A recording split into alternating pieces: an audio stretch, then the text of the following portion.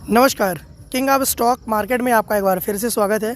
अगर हमारे चैनल पे आपने न्यू विजिट किया तो सबसे पहले चैनल को सब्सक्राइब करके बेल को प्रेस करके ऑल ज़रूर सेलेक्ट कर देना ताकि लेटेस्ट वीडियो का नोटिफिकेशन आपको रेगुलर मिलता रहे और इन्वेस्टमेंट रिलेटेड आपको सारी नॉलेज रेगुलर मिलती रहे। राइट गाइस, एक बार फिर हम हर्षिल एग्रोटेक के बारे में बात करेंगे। यहाँ पे अभी कुछ ऐसी चीज़ें देखने के लिए मिली है जो इन्वेस्टर्स के लिए काफ़ी ज़्यादा नॉलेजेबल हो सकता है। राइट, तो यहाँ पे 3 से 4 पॉइंट हम कवर करेंगे जिसको आप लास्ट तक वॉच करिएगा। आपको सारी चीज़ें समझ में आ जाएंगी, क्लियर हो जाएगा कि अभी करंट सिचुएशन में स्टॉक में क्या चल रहा है और क्या होने वाला है। राइट दोस्तों, सबसे पहले यहाँ पे हम देख रहे हैं कि हमें देखने के लिए मिल रहा है कि स्टॉक का प्राइस 2.58। राइट, स्टॉक का प्राइस हमें 2.58 देखने के लिए मिल रहा है। यहाँ पे एक चीज़ आपको देखने के लिए मिलेगा, फॉल फ्रॉम 5 वीक हाई से 77.97% यानी 78% स्टॉक अपने हाई से गिर चुका है। अपने टॉपेस्ट हाई से स्टॉक 78% गिर चुका है। ठीक है ना। यहाँ पे पहली अपॉर्चुनिटी बता रहा हूँ मैं, जो लॉन्ग टर्म इन्वेस्टर होते हैं जिनको किसी कंपनी में बड़ा रिटर्न बनाना होता है। राइट, आप खुद समझो कि जो लोग इसमें 11 रुपीज़ पे लेके बैठे हैं, 9 रुपीज़ 10 रुपीज़ पे लेके बैठे हैं, उनको कितना बड़ा लॉस हो रहा है। या फिर जो न्यू इन्वेस्टर हैं, या फिर न्यू इन्वेस्टर भी नहीं, जो इसी में पुराने इन्वेस्टर हैं और जो एवरेज करना चाहते हैं, उनके लिए कितनी बड़ी अपॉर्चुनिटी है। कहीं ना कहीं उनके भी माइंड में आता होगा। एक चीज़ बताओ, आप अगर 9 रुपीज़ 6 रुपीज़ या 5 रुपीज़ में आप लेने के लिए तैयार थे स्टॉक को, तो क्या 2.58 में लेने के लिए तैयार नहीं रहोगे? बिकॉज कंपनी के अंदर कोई भी निगेटिविटी नहीं है, कंपनी के अंदर कोई फंडामेंटल डाउन ट्रेंड में नहीं है। राइट, कंपनी के अंदर अभी भी बड़े इन्वेस्टर्स हैं। बस बात इतनी है कि स्टॉक अपने ट्रेडिंग प्राइस पे आ चुका है, ये यहाँ पे कंसोलिडेशन प्राइस पे आ चुका है। राइट, और कभी भी अपर सर्किट पे जा सकता है, एनी टाइम एनी हाउ। अभी गया था 3 डेज अपर सर्किट में, अब 1-2 दिन 3 दिन की गिरावट हो सकती है, इसके बाद फिर अपर सर्किट में जाएगा। और जो आपको यहाँ पे सेलिंग प्रेशर दिख रहा है ना, जो आपको सेलिंग प्रेशर आपको लग रहा होगा यार 6 करोड़ शेयर का सेलिंग प्रेशर, तो आप ये समझ लो 15-16 करोड़ शेयर बाई किए गए हैं। उन्हीं के द्वारा सेलिंग प्रेशर सिर्फ डराने के लिए लगाया जा रहा है ताकि रिटेलर्स सेल लगाए और बड़े इन्वेस्टर अपना सेल हटा के, आप देखे होंगे कि बड़ी क्वांटिटी लगी रहती है और अचानक बड़ी क्वांटिटी सेल हट जाती है और उसके बाद आपके सारे शेयर को बाई कर लिया जाता है। देखिए, एक तो लोअर सर्किट में शेयर सेल नहीं होगा, अगर आपके पास है तो सेल एक भी शेयर मत करो। अब इस प्राइस पे सेल करने का कोई मतलब नहीं है। और ऑलरेडी 2.43 में राइट इशू कंपनी लाई थी, तो यहाँ तक तो जाना डन है, क्योंकि राइट इशू जिस प्राइस पे कंपनी लाती है ना, लोअर प्राइस देन उस प्राइस तक जाता ही जाता है, ये रूल है। अप डाउन करके जाएगा, ये चीज़ हमने पहले ही बताया था। अप डाउन करके जाएगा लेकिन वहाँ तक जाएगा, वहाँ जाने के बाद इसी प्राइस के आसपास ट्रेड करेगा। मतलब जैसे 2.43 है ना, आपको अगेन 2.3 या 2.3 के आसपास जाके फिर से अपर सर्किट लगा के आपको फिर से ये यहीं पे दिखेगा जो अभी करंट टाइम में इसका प्राइस चल रहा है, तब आपको अपर सर्किट में दिखेगा। तब आप ये सवाल करोगे कि बाई करना चाहिए कि नहीं। खैर, वो बात की बात है। बट यहाँ पे सबसे बड़ी पॉइंट ये, जिनको एंट्री करना है तो एंट्री करना तो लॉन्ग टर्म के लिए करना, अपने रिस्क पे करना, रिसर्च करके करना। और दूसरी चीज़, फंडामेंटल कंपनी का अभी ठीक है, अभी फंडामेंटल में कोई भी वीकनेस नहीं है, समझ रहे हो ना। और दूसरी चीज़, बल्क डील में, बल्क डील स्टॉक में होगा, करोड़ों पे बल्क डील होगा और किसी भी दिन। और आप जो सेल लगाते हो ना लोअर सर्किट में, तो पहली चीज़ आप ये समझ लो कि लोअर सर्किट में सेल नहीं लगाया जाता। और जिस दिन आपका सेल होगा, समझना, जिस दिन शेयर सेल होगा उस दिन अपर सर्किट लग जाएगा। क्या? जिस दिन सेल होगा दैट डे स्टॉक में अपर सर्किट लग जाएगा। और यहाँ पे आपको देखने के लिए क्या मिलता है, सबसे बड़ी चीज़ ये देखो, वैल्यू स्टॉक अंडर रडार, मतलब बड़े इन्वेस्टर्स के रडार पे है और वैल्यूएबल स्टॉक है। मतलब बहुत कंपनी का जो प्राइस होना चाहिए उस प्राइस पे आ चुका है और इसी प्राइस में राइट इशू भी कंपनी दी हुई है। इसलिए बड़े इन्वेस्टर बहुत ही ज़्यादा, एक चीज़ और दिखा रहा हूँ मैं, बड़े इन्वेस्टर द्वारा बहुत ज़्यादा स्टॉक शेयर बाई किया गया है। राइट, और सबसे बड़ी चीज़ आपको देखने के लिए मिलेगा, स्ट्रेंथ। आपको 22 स्ट्रेंथ दिख रही है, स्ट्रेंथ देख रहे हो। यस, वीकनेस आपको 8 देखने के लिए मिल रही है। पॉजिटिव, मतलब पॉजिटिविटी कंपनी के अंदर बहुत बेहतरीन है, पॉजिटिव यहाँ पे है। पर हाँ, लॉन्ग टर्म इन्वेस्टर के लिए, शॉर्ट टर्म के लिए नहीं। हाँ, शॉर्ट टर्म में आप स्विंग ट्रेडिंग में स्टॉक को बाई करके 1-2 दिन 3 दिन रख के सेल कर सकते हो अपने रिस्क के अकॉर्डिंग, क्योंकि जिस दिन अपर सर्किट लगेगा तो आप ध्यान रखो, सेम डे 10% का रिटर्न एंड 1-2 दिन और ऊपर जा सकता है। अभी अगर अपर सर्किट लगा तो हो सकता है 2 से 3 दिन का अप ट्रेंड आपको दिखाएगा। राइट, यहाँ पे थोड़ा हम आपको बल्क डील दिखाएंगे, आप यहाँ पे चेक करना, ठीक है ना। ये बाई, परचेज और सेल लिखा हुआ है और यहाँ पे डेट लिखा हुआ है एंड यहाँ पे क्वांटिटी लिखी हुई है एंड यहाँ पे प्राइस लिखा हुआ है, ठीक है ना। तो इन चीज़ों को गौर करना, क्योंकि नीचे हम आपको स्क्रॉल करके दिखाएंगे और समझाएंगे। आप हमें एक चीज़ गेस कर लो, सबसे पहली चीज़ कि 30 अप्रैल को 4 करोड़ शेयर यहाँ पे सेल किया गया, राइट। Okay, done. स्टोट्रम ग्लोबल प्राइवेट लिमिटेड के द्वारा इनके पास होल्डिंग 11% की थी, समझना, जो कि इनकी होल्डिंग करंट टाइम में टोटल कम हो चुकी है, 10% ख़त्म हो चुकी है इनकी होल्डिंग। अभी लगभग इनके पास हो सकता है 50 लाख के आसपास या 1 करोड़ शेयर के आसपास इनके पास होगा, मे बी, ठीक है। एंड अभी आप एक चीज़ और देखोगे, यहाँ देखने के लिए अभी आप पाओगे कि Uma Shankar Exim private limited द्वारा लगभग 3 करोड़ 44 लाख शेयर यहाँ पे परचेज किए गए हैं, राइट, बाई किया गया है। और बाइंग क्वांटिटी आप सबसे ज़्यादा देखोगे, सेलिंग देखोगे सिर्फ स्टोट्रम ग्लोबल प्राइवेट लिमिटेड की, और बाइंग आप लगातार देखो तो वकांदा की देखो, ये 44 लाख, तो 44 लाख वकांदा ने बाई भी किया था, 11 यहाँ पे बाई भी किया है सेम डे, ये देखो आप। लेकिन इसके पहले ज़्यादा क्वांटिटी इन्होंने बाई भी किया था, नीचे हम आपको दिखा देते हैं, ठीक है। मानसी शेयर ने 50 लाख शेयर खरीदे हुए हैं, इन्होंने अभी तो बेचे भी नहीं है, इन्होंने खरीदे ही हैं अभी, राइट।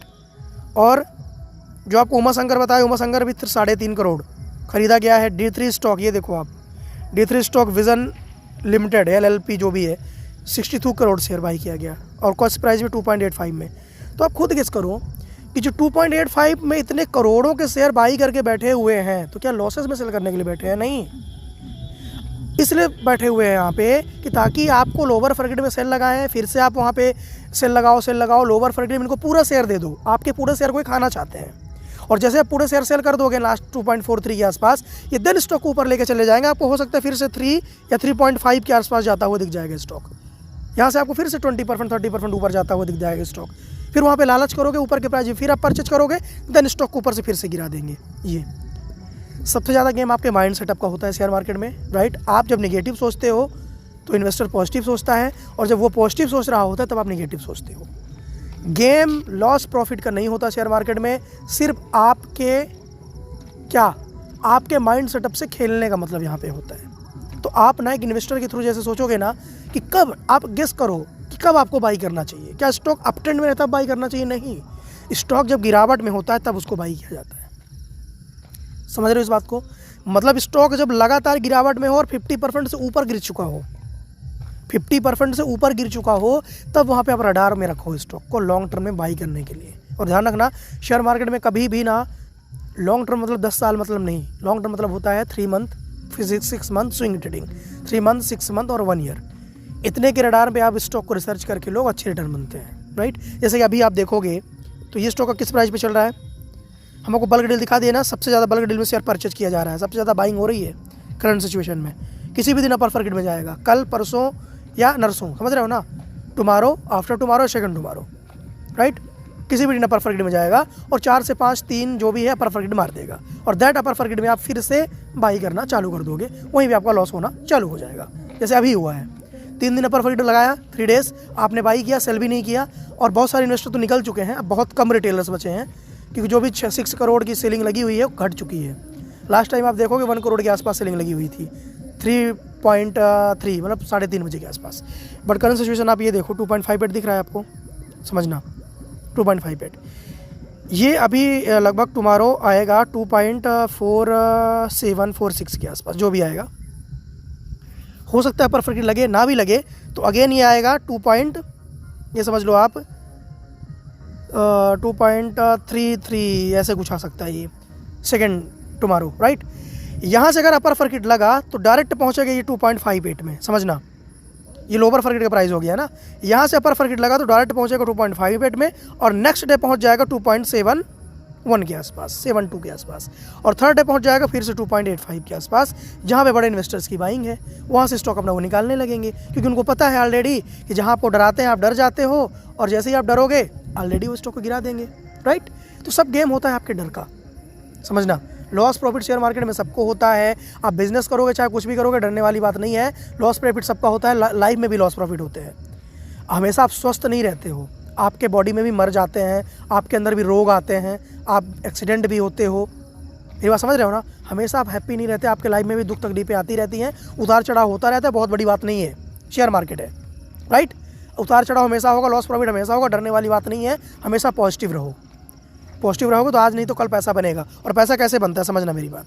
जैसे किसी स्टॉक में कभी किसी साल आप मान लो, जैसे अभी 6 मंथ 8 मंथ में रिटर्न नहीं बना हुआ है किसी का, सब लॉस में है, आप ही नहीं, सबका आप समझ लो, जितने सबका पोर्टफोलियो 30% से प्लस माइनस में है, 30% से प्लस माइनस में है।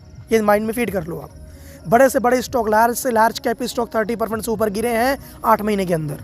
चेक कर लेना आप, 99% स्टॉक पाओगे गिरावट में, 1% पा सकते हो कि वो ऊपर होंगे, लेकिन ज़्यादा ऊपर नहीं, 10-20%, 15% वो भी गिरे हुए हैं, राइट। HDFC बैंकिंग सेक्टर के कुछ स्टॉक को छोड़ के, राइट। लेकिन बैंकिंग सेक्टर के स्टॉक रिटर्न भी बना के नहीं देते। अगर लॉसेस नहीं देते तो रिटर्न भी ज़्यादा बना के नहीं देते, राइट। और जहाँ पे रिटर्न होता है वहाँ पे रिस्क भी होता है।